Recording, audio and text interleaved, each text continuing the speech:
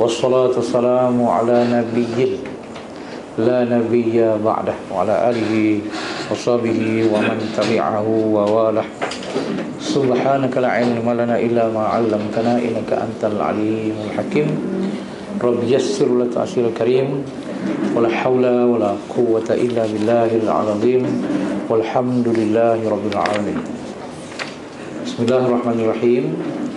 Kita masih di dalam kesimpulan subjek yang kita baca sebelum ni, iaitu berkait dengan nikmat Tuhan. Lepas tu sikap kita terhadap nikmat Tuhan tadi. Akibatnya kita akan pergi istidraj, dan sikit demi sikit Allah Ta'ala tarik kita ke arah kebinasaan. Hari ni kita sambung muka surat 231. Sambung yang di Simpang Pelangai tu.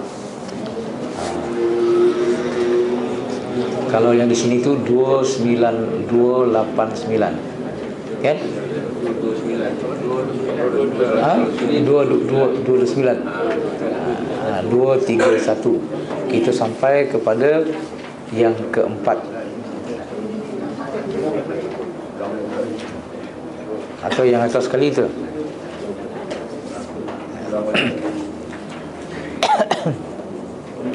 Atas yang keempat tu, tengah-tengah tu adalah hujung daripada nombor 3, iaitu ketika membicarakan tentang syukur.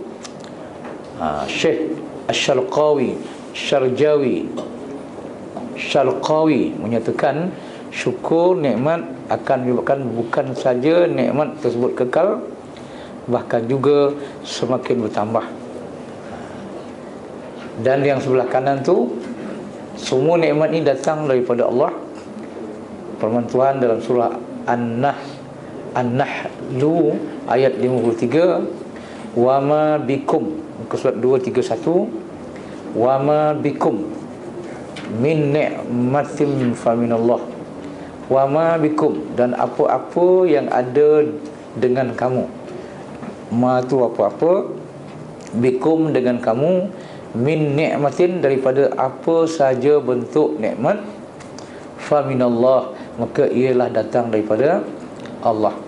Nikmat ni sama ada zahir atau batin, jasmani atau rohani, yang kita nampak, yang kita tak nampak, semuanya datang daripada Allah. Faminallah. Summa, dan kemudian, idza massakumud durru fa ilaihi taj'arun. Apabila kamu ditimpa kesusahan, massa tu disentuh, durru tu kemudarat atau kesusahan, fa ilaihi taj'arun, maka kepadanya lah kamu meraung, meminta pertolongan, kata terjemah tu. Jadi makna itu dalam kamu memang macam itulah.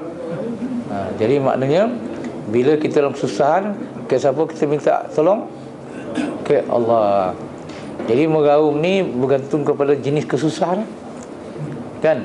Kalau tak ada ringgit mungkin tak meraung, kan? Tapi kalau jenis sakit yang serius, lebihlah bila meraung, kan? Itu maksud dia. Ini bila digunakan perkataan meraung tu, seolah-olah memang betul-betul punya minta tolong. Minta tolong, meraung minta tolong. Jadi artinya di situ kita nampak semua nikmat yang ada di sekitar ni semua datang daripada Allah. Kalau kita terkena musibah apa-apa, minta tolonglah ke Allah. Itu saja. Fa ilaihi, maka kepadanya lah taj'arun, kamu minta tolong. Macam itulah mana. Jadi taj'arun itu daripada kata dasar ja'ara. Ja'ara itulah maknanya apa? Minta tolong dengan bersungguh, yang membawa makna meraung. Syukur dengan lisan, anda menyebut-nyebut nikmat Allah. Itulah wa amma bi ni'mati rabbika fahaddis. Dan adapun binikmati, dengan nikmat rabbika, Tuhan kamu, fahadis, maka naklah kamu sebutlah nikmat Allah. Itu makna tanda kita bersyukur dengan lidah. Alhamdulillah saya sihat. Alhamdulillah saya sihat. Jadi itu tanda kita bersyukur dengan lidah. Dengan hati kita taat, memberikan seluruh ketaatan kita kepada Allah, itu dengan hati. Jasmani kalilah, sekalilah kita jalan. Lidah sebut. Syukur dengan anggota badan ialah anda menggunakan nikmat tadi kepada ketaatan kepada Allah dan mengelakkan dari menggunakannya pada sesuatu yang tidak diredai Allah. Jadi tanda syukur dengan badan, kita gunakan semua nikmat tadi untuk mengabdikan diri kepada Allah, dan jangan gunakan kepada benda-benda yang tidak diredai oleh Allah. Jadi kalau kita gunakan kepada ketaatan kepada Allah, ini penggunaan nikmat yang betul. Kalau kita gunakan tempat yang tidak redai, mana kita telah salah guna nikmat. Itu je. Jadi Quran pun kenalah, kalau salah guna nikmat, wala in kafartum inna azabi lasyadid. Bila kamu kufur nikmat tu maknanya salah guna mata, salah guna telinga, salah guna lidah, salah guna hati, kan? Jadi salah guna anggota ni, maka Tuhan kata inna azabi lasyadid, azab aku di akhirat esok amat pelik. Dia bukan kata nak masukkan kita dalam kata, dia beritahu je azab aku amat pelik. Jadi satu bahasa yang sinis lah. Tu maksudnya, lembut tetapi amat mengancam. Jadi artinya jangan kufur nikmat. Gunakan nikmat itu dengan betul. Bila guna dengan betul, itulah tanda syukur. Itu je lah. Kalau salah guna, makna tidak syukur, lawannya kufur nikmat. Yang keempat, kesimpulan daripada yang awal kita baca dulu, ketika membicarakan tentang adab, ni dalam ibadat ni, dalam bab tasawuf ni bersama dengan zikir tarikat ni, adab nombor satu. Jadi bila bincang tentang adab, Ibnu Abbad menjelaskan adab mempunyai kedudukan yang sangat besar di dalam disiplin ilmu tasawuf. Jadi bila kita beramal dengan zikir tarikat, beramal tu nak katakan disiplin ilmu tu, kita kena ada adab yang tersendiri. Sebelumnya itu Abu Hafs radhiyallahu an pernah menyatakan tasawuf itu semuanya adalah adab. Adab dengan Allah. Setiap masa ada adabnya, setiap hal keadaan ada adabnya, dan setiap maqam ada adabnya.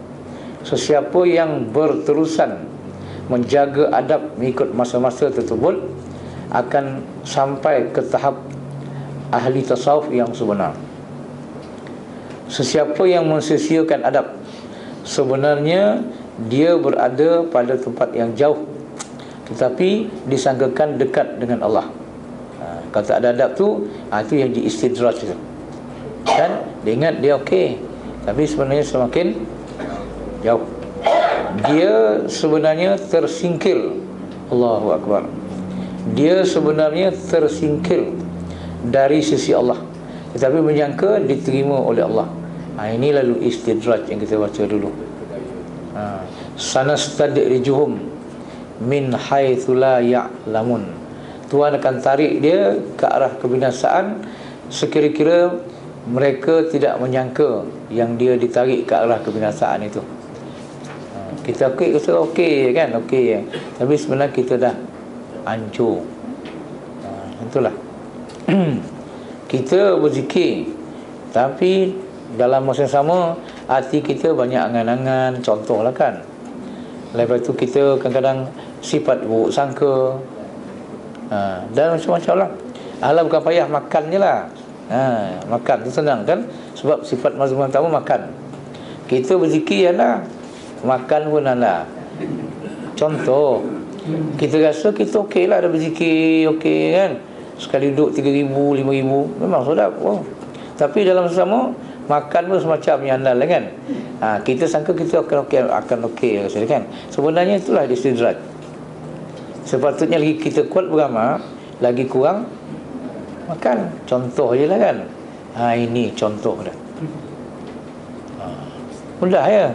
Tapi hal ni kadang-kadang orang tak sebut. Alah makan pun tak boleh kau. Bukan kata tak boleh makan. Soalnya jangan makan banyak. Allah Ta'ala dia kata wa kulu washrabu wa la tusrifu innahu la yuhibbul musrifin. Dah siap dah Quran ni. Dan sifat mazmumah yang pertama pun syarhul ta'am kan? Suka banyak makan dah. Sifat yang pertama suka banyak makan. Allah kata pula jangan makanlah, tapi jangan makan lebih. Allah Ta'ala dah beritahu. La tu kalau belajar besar dia panggil la nahi. La nahi itu maknanya jangan. Bila jangan tu kalau kita buat salah tak? Salah lah. Jangan pergi ya. Kita pergi je. Berarti kita telah melakukan kesalahan tu. Jangan makan banyak ayo. Salah. Makanlah kata Tuhan, dapat pahala tu. Kalau kita makan kerana Allah Ta'ala, dapat pahala. Tapi kalau kita makan lebih, dah salah pula. Jadi berhati-hatilah dalam soal makan dan minum. Itu baru cerita makan itu, belum cerita bercakap ni. Itu maknanya. Okey. Tidak, kalau kita beramal kuat, makan kuat, istidraj. Itulah istidraj. Kan? Beramal kuat, tapi cinta kepada kebendaan pun kuat juga. Hubbul mal, kawan hubbul mal tu bakhil. Beramal kuat, bakhil pula. Istidraj lah. Kan? Pasal pantang tu dah langgar. Bila pantang langgar, sakit tu tak elok lah. Kita sakit berubek. Berubek tu berpantang. Baru insyaAllah. Okey.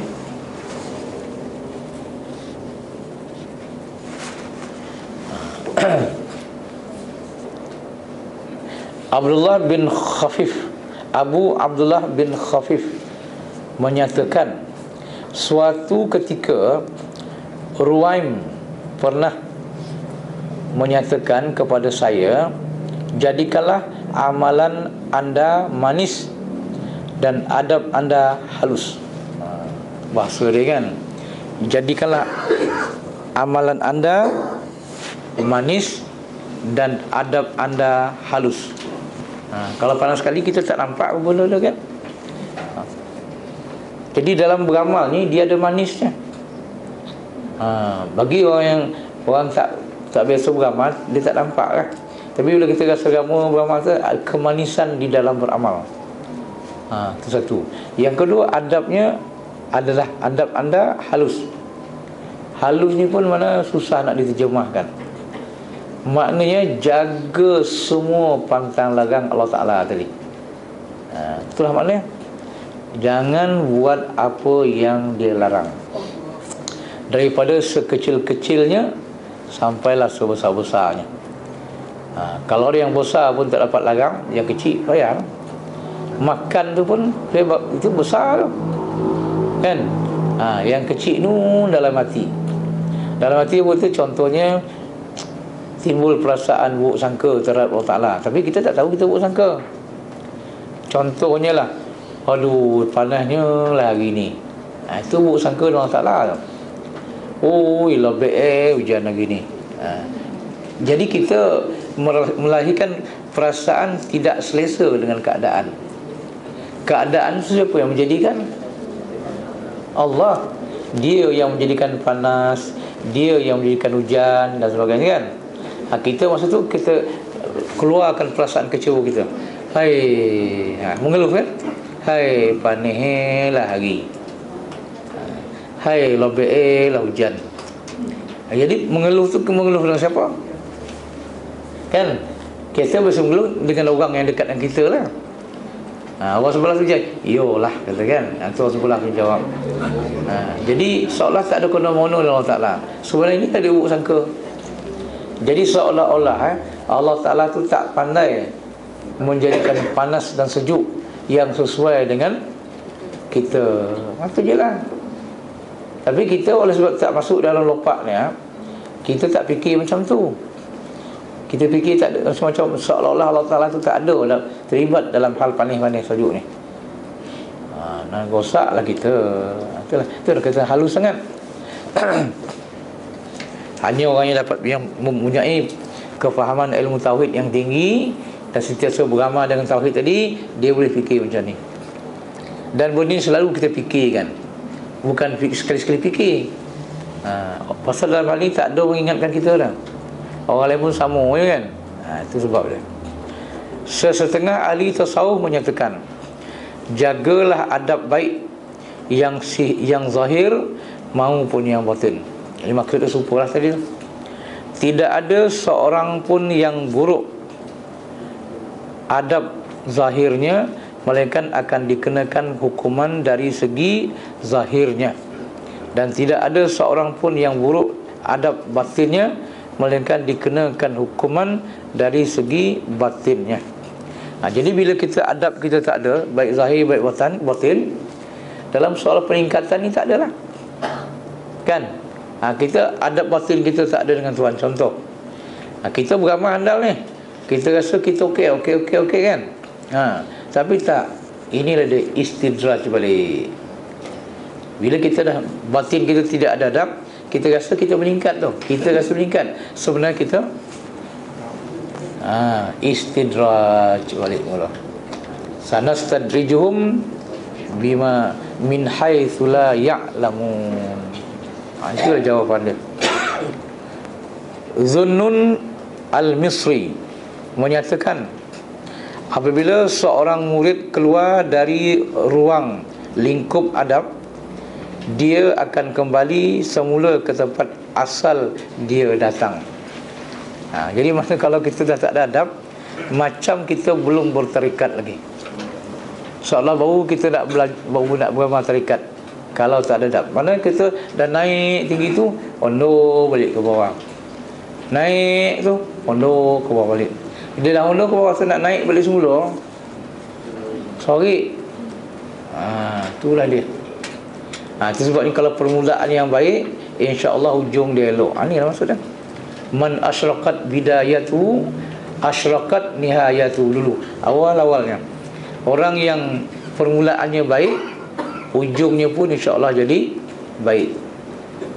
Man asyraqat bidayatu asyraqat nihayatu. Elok pangkalnya, elok ujungnya. Kalau pangkalnya tak elok, ujungnya pun itulah.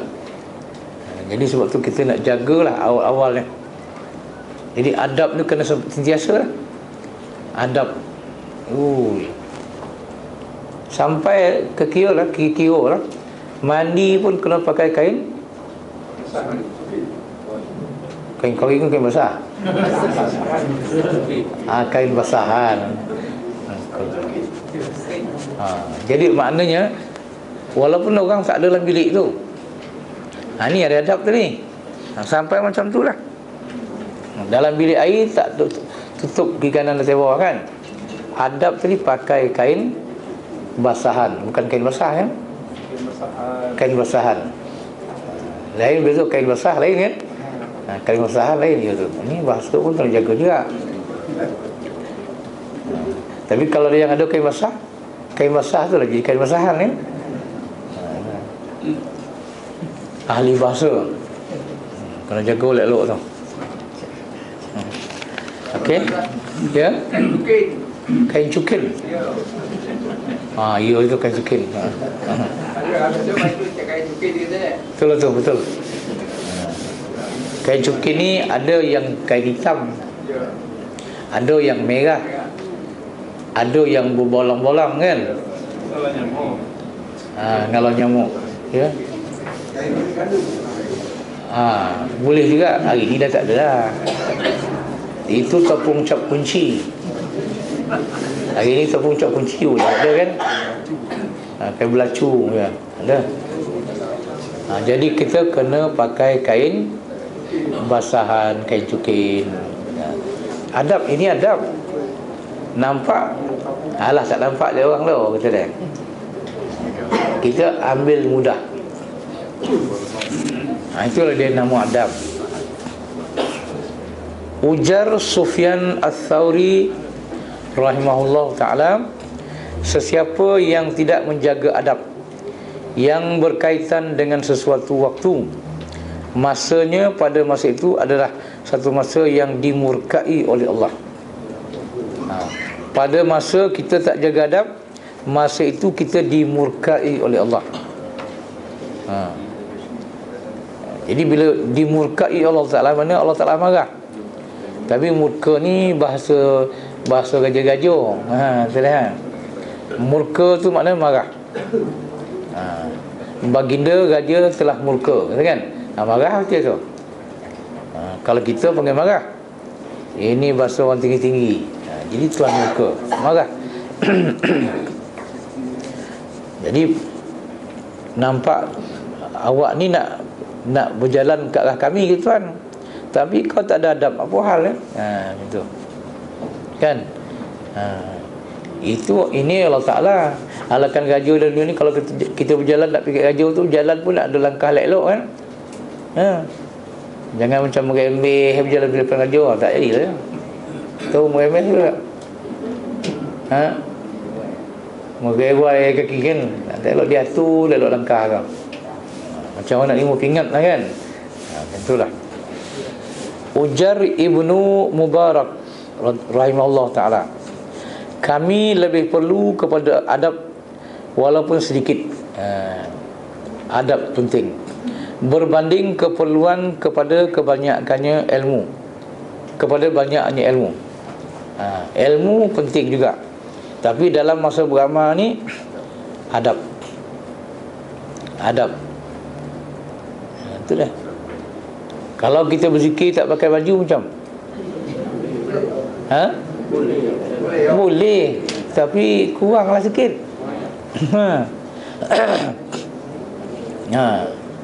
Dia ada kaitan adab tu. Setidak-tidaknya pakailah baju perat. Baju perat tu kan? Pagoda, apa betul lah.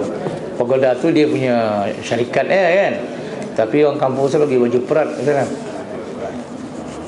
Pakailah baju perat. Lagi jangan tak pakai. Inilah dia adab. Mudah ya. Ibnu Ajibah menjelaskan, adab bersama dengan Allah bagi orang-orang awam ialah dengan mematuhi segala titah perintahnya. Orang awam yang tidak mengambil zikir tarikat, itu dipanggil orang awam. Dia adab dia mudah ya. Patuh segala titah perintah Allah. Yang disuruh buat, yang ditinggalkan, yang dilarang tinggalkan, dan menjauhi segala larangannya. Itu adab orang awam. Senang. Adab ketika bersama dengan Rasulullah bagi mereka ialah dengan mengikuti sunnah baginda dan menjauhkan diri dari mengikut hawa nafsu. Itu makna adab bersama Rasulullah.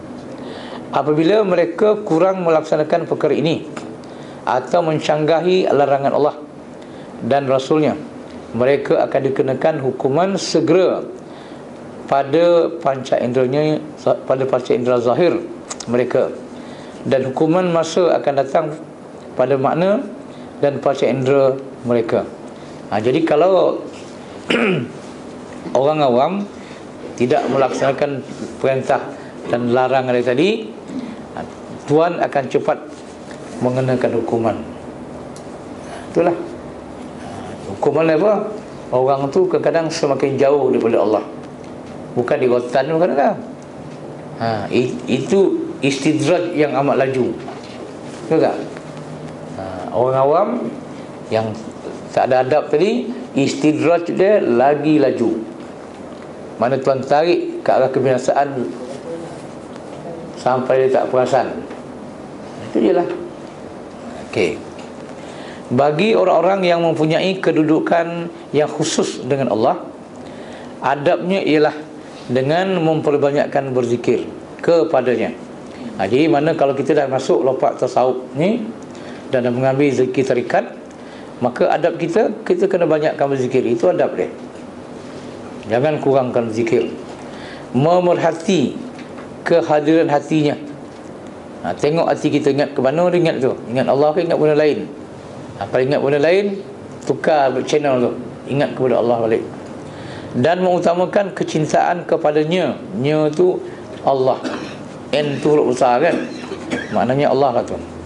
Syekh Zurub menambah, termasuk ke dalam adab yang khusus dengan Allah ialah menjaga batasan-batasan Allah, maknanya larangan-larangan Allah.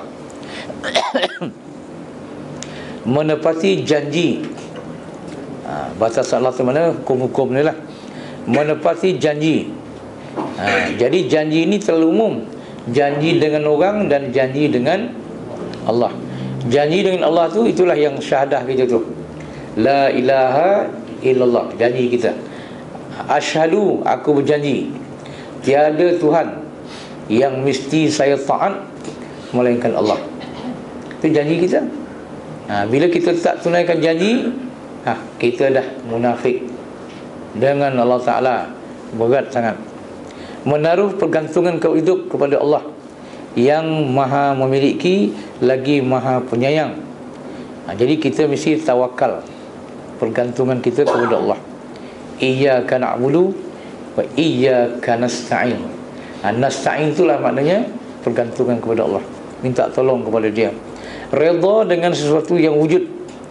Apa saja berlaku kepada diri kita, negatif ke positif ke, terimalah seadanya dengan penuh rasa suka. Ni yang payah kan. Poning kepala, senyum. Pula poning, senyum tak? Kepala dan poning lah. Itu Eden terlalu redha dengan poning kepala ni. Kalau boleh lah. Okey, sakit gigi, senyum je kan. Payah je senyum sakit gigi kan. Tapi kalau boleh senyum sakit gigi, memang cantik lah. Dan sanggup mengorbankan tenaga dan juga usaha, dalam masa pun korbankan tenaga, masa untuk Allah. Inilah adab dia. Jadi artinya dia punya basic dia, ingatlah ke Allah, adab yang paling tinggi. Kenapa pula? Allah yang suruh buat macam tu. Fa iza qadaytumus salata fadhkurullaha qiyaman wa qu'udan wa ala junubikum. Bila kamu telah menunaikan sembahyang, maka hendaklah kamu ingat kepada Allah dalam keadaan berdiri, dalam keadaan duduk, dan dalam keadaan berbaring. Mana pergerakan kita tiga itulah, berdiri, duduk, baring. Jadi dalam semua pergerakan ini, naklah kita isi dengan zikrullah. Siapa suruh ni? Allah suruh. Jadi kita buat mana adab kita tinggi tu, pasal kita menunaikan perintah dia. Walaupun hukumnya tidak wajib, sunat. Tapi sunat, perintah dalam bentuk sunat ni, dia punya pahala dia besar. Itulah. Jadi artinya ingat Allah sepanjang masa.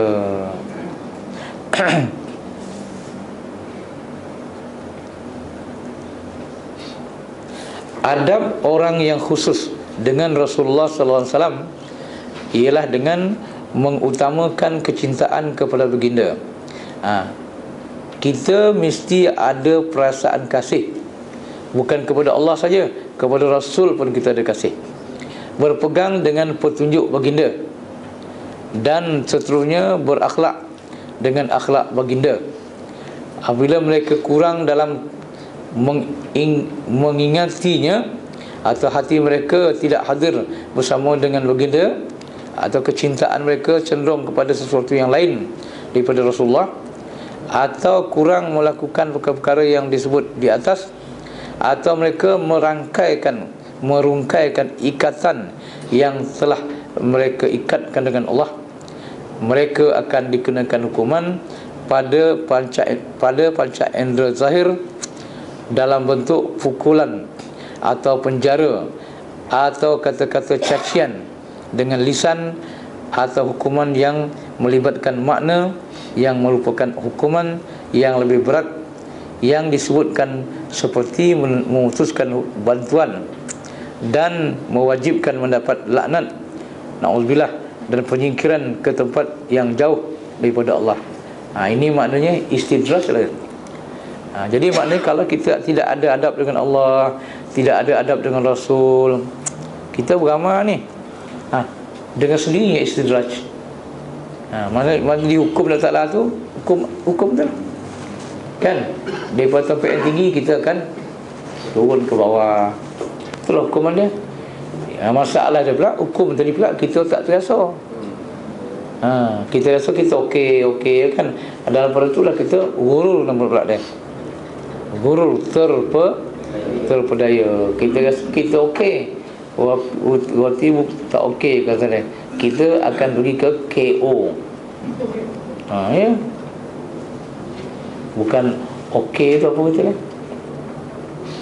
Okey tu dia OC kan, all correct ya. Betul. KO tu knockout ya. Ya betul kan? Kalau KO tu knockout, tumbang. Itulah. Kalau okey tu semua okey lah, semua baik lah.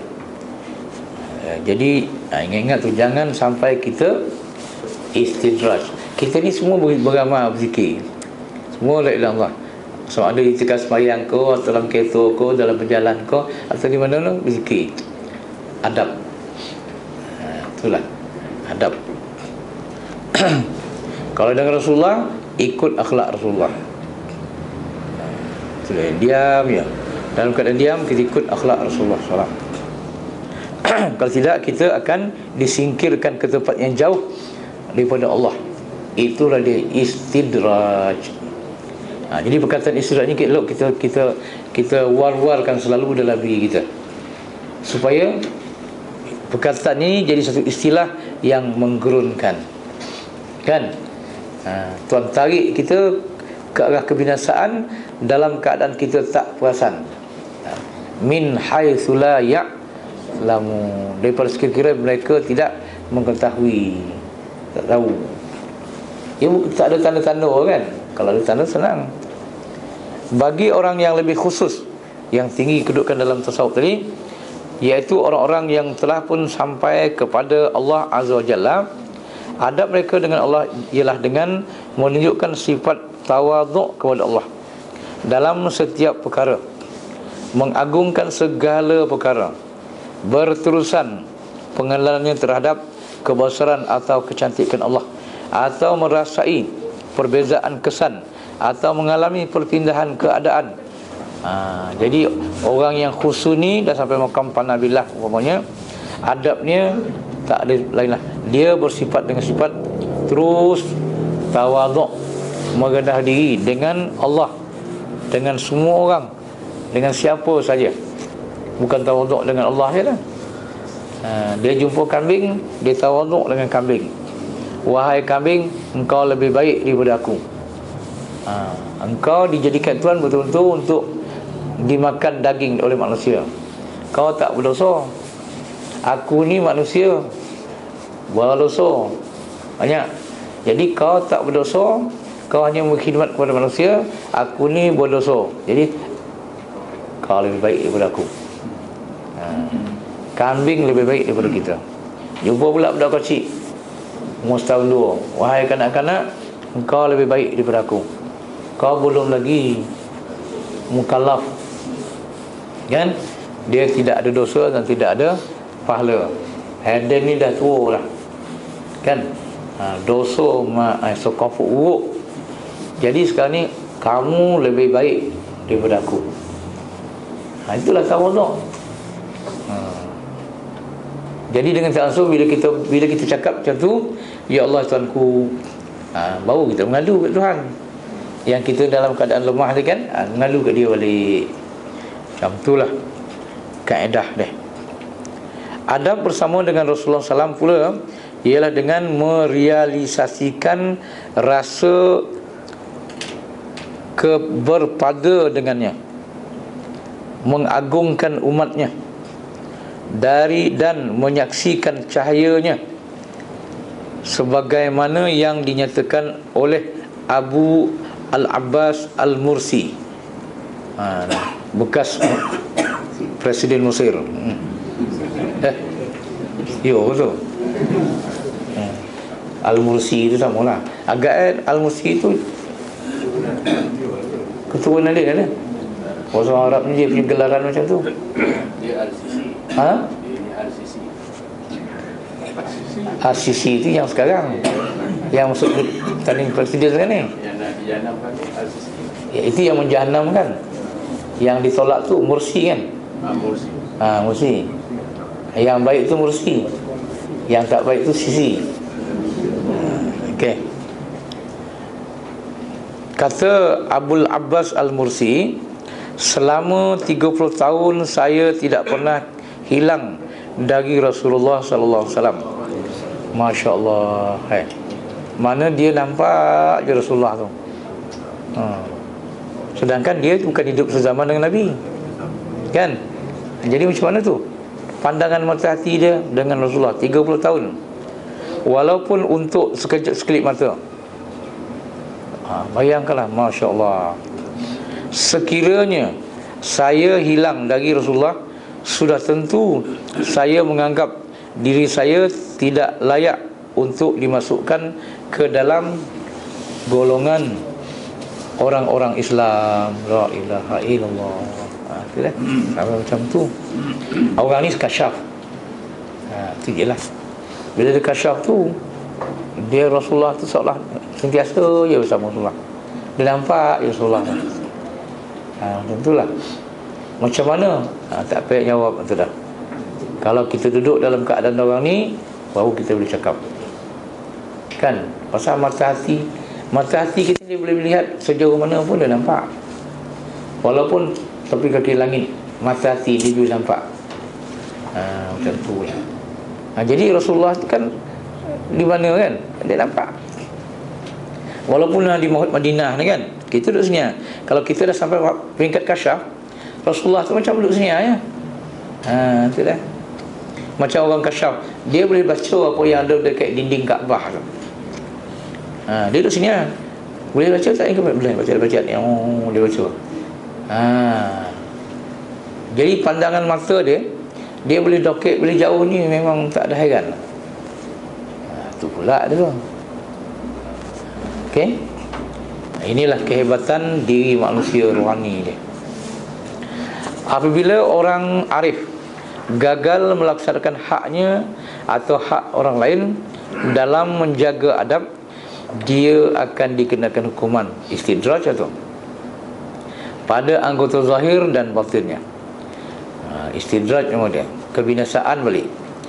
Kebinasaannya, orang arif tersedar pada masa itu juga dari kekurangannya, dan dia cepat-cepat menampung kembali kekurangannya. Orang yang tinggi ni, bila tuan tarik ke istirahat tadi kan, dia copet terasa. Pasal dia dah duduk tempat yang tinggi kan. Dia copet-copet, astagfirullahaladzim, ya Allah. Aku telah melakukan kesilapan. Itulah Tuhan kata dalam Quran, innal ladzina taqaw idza massahum ta'ifatum minasyaitan tadzakkaru fa idza hum mubsirun. Al-A'raf 201. Sesungguhnya orang-orang yang bertakwa, yang tinggi kedudukan ni lah, apabila mereka disentuh oleh sesuatu imbasan hasutan dari syaitan, mereka ingat kepada ajaran Allah. Maka dengan itu mereka nampak jalan yang benar.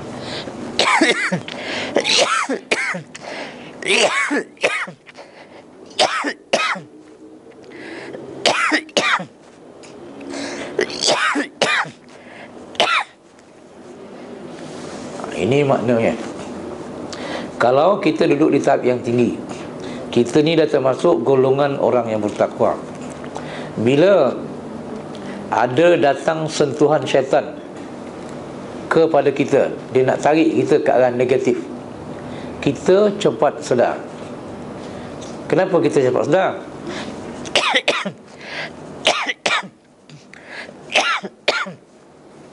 Allah yang menyedarkan kita.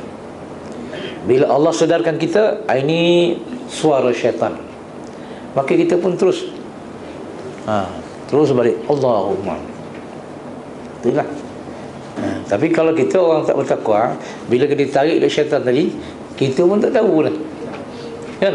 Hanyut. Dan bila kita kawan ni dah hanyut ni, bila pula tu? Sampai macam tu. Tapi kalau orang bertakwa ni tak tazakkaru, tu ujung tu. Dia punya, kalau bahasa Arab tu tazakkaru, itulah maknanya innal ladzina taqaw, bahawa orang bertakwa tu idza tu ada tu syartin massahum taifun minasyaitan. Taifun ni satu kumpulan. Taifun, taifah muannas, kan taifah.